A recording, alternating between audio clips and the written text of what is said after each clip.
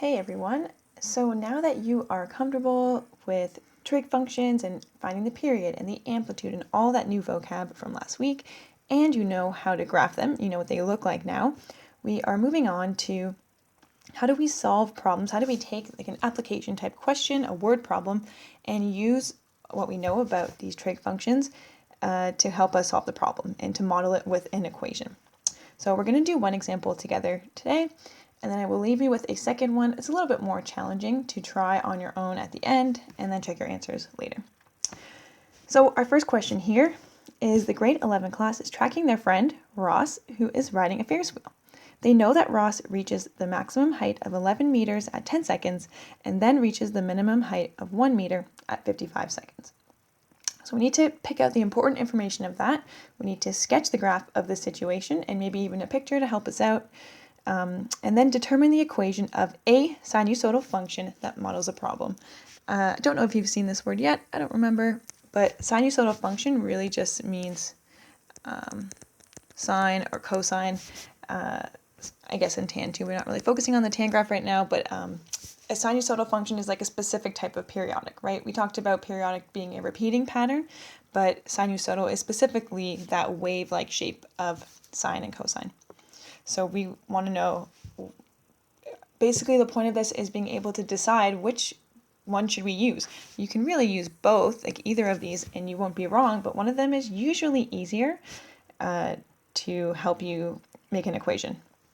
So we'll get to that after. Let's start with drawing a picture. Not even of a graph yet. We'll sketch the graph after, but at least we have a Ferris wheel picture to get us started, and we can fill out some of the information that we know. And it says here that Ross reaches the maximum height of 11 meters at 10 seconds. So we know that if he's at the top of the Ferris wheel, and I mean, I guess we can say there's like a Ferris wheel stand. The max height here is 11 meters, and it happens at 10 seconds. And we know that Ferris wheels turn, so that means that, if this is Ross on a little cart of the Ferris wheel, it goes in this direction, let's say, and once we get to 55 seconds later, or 55 seconds after the ride started, we get to the minimum, and we know that this is a height of 1 meter. So we know the lowest part that he'll ever be on the Ferris wheel is 1 meter high, and eventually it gets there at 55 seconds. That's important. Another thing that's important is that, okay, Ferris wheel kind of like has a center and spokes that go out, to support it. That center is kind of like the height of that center is our axis of symmetry. So that's an important thing to be able to visualize because that gives us an important part of our equation. So we're going to use our information to find out what that middle point is and find out how long it takes to complete a full cycle. So we're going to use that picture to help us out. If we were to draw a sketch, let's kind of set that up here. All we really know is that our x-axis is going to be in seconds, it's time, that's our kind of independent variable, and our y-axis is going to be our height in meters. So that's our x, and we'll call that s for seconds, and that's our y-axis in meters. And all we know is that after 10 seconds, we're at a maximum. And we know what kind of shape our graph is going to take, right? It has to go down to a minimum and eventually come back up. And what we do know is that our minimum here is at 1, and we get there at 55 seconds.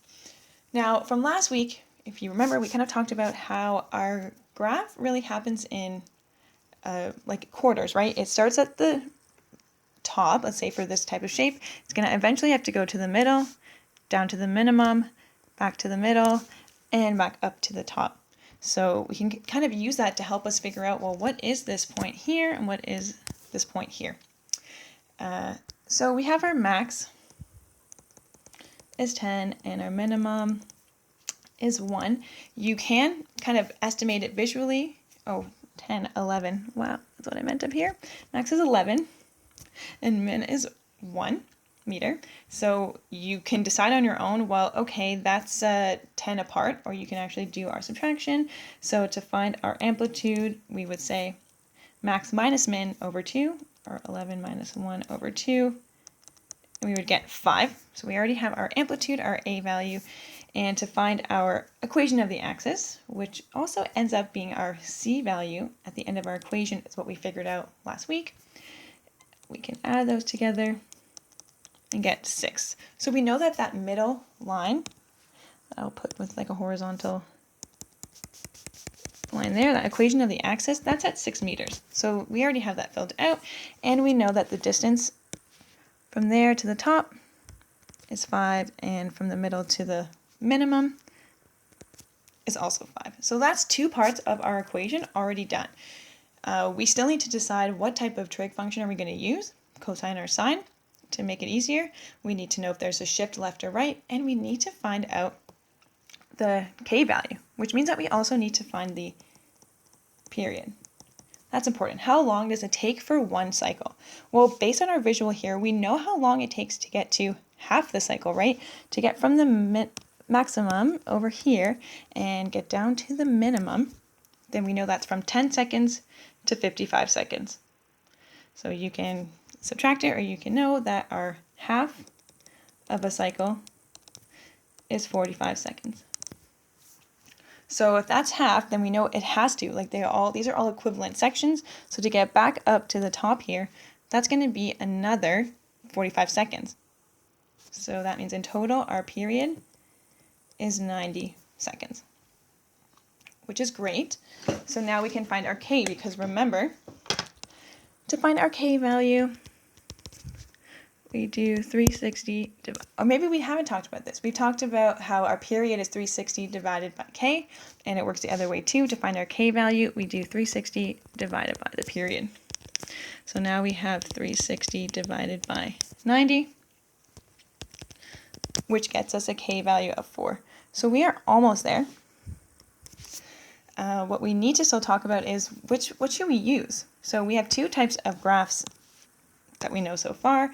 We know that sine starts in the middle, goes up, comes back down to the, goes to the max, down to the middle, to the min, to the middle. Whereas with cosine, a positive cosine, we know it starts at the maximum, goes down to the middle, down to the minimum, up to the middle, and back up to the top. It's kind of not a great looking graph, but you get the picture. So based on what you have so far, yeah, we could maybe extrapolate backwards and figure out how do we get to the middle, but really we can see right here that this is a clear picture of cosine that's just been shifted a bit to the right.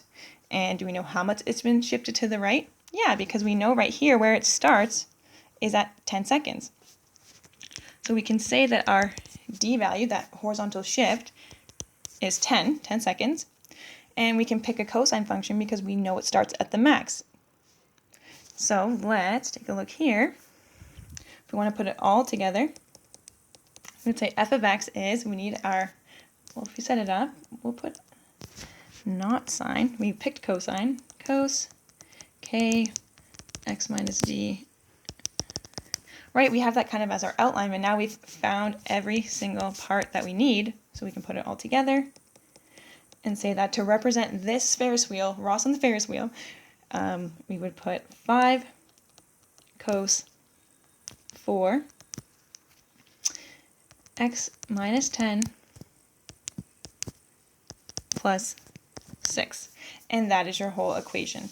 Did it take a little bit, right? And we need to kind of analyze everything. Let's say, for example, that our graph started at the minimum and went up to the max and then back down to the minimum. Then you could probably have your amplitude be negative and still use cos, right? Because we know that if we just flip this graph around, vertical reflection, then it would still be cosine. It's just negative cosine. And we can do that. Now, one more thing that I would like to add here is that what if we said, you know what, I want to use sine. I don't want to use cos. You can. We can talk about how, let's say where it starts at the middle is right over here. This is where our function starts at the center, the equation of the axis, goes up to the max, and so on and so on. So everything else stays the same. Amplitude is the same, our C value is the same, our period is still the same. The only thing that's changing is that horizontal shift. So if you wanted to, we would say f of x equals 5 sine 4, we're going to leave this blank for a second, plus 6. We're going to go up to the top here and say, okay, well, we know that if this whole period is 90 seconds, then we need to do 90 divided by 4 to figure out how much is each kind of quarter. So 90 divided by 4 would give us 22.5, which means that from here to here is 22.5 seconds. So we're at here 77.5, which means that the whole graph had to shift 77.5 to start as a sine graph. And you could do the same thing to make this represented by a negative cosine or a negative sine. You can extend your graph backwards to find sine as well. Like, there's not only one answer for these. So if you feel like you're checking with your friend to compare answers and you don't get the exact same thing, that doesn't mean that one of you is wrong. It means you might have just used a different way or a different equation to represent it. So there's multiple answers. I hope that that was helpful. So there's a lot going on here, and I will post this PDF so you can kind of have a look and see where we went through, where we get our information from. But just to wrap up, I would say make sure you draw yourself a picture, draw yourself a sketch to help you understand what you're doing and help you decide which function you want to use.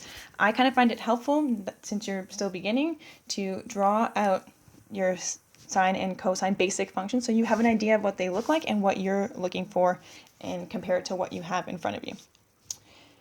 So question number 2 is right here. You can pause it and then work on it and then check your answer on the PDF that I will post on our calendar. Have a great week.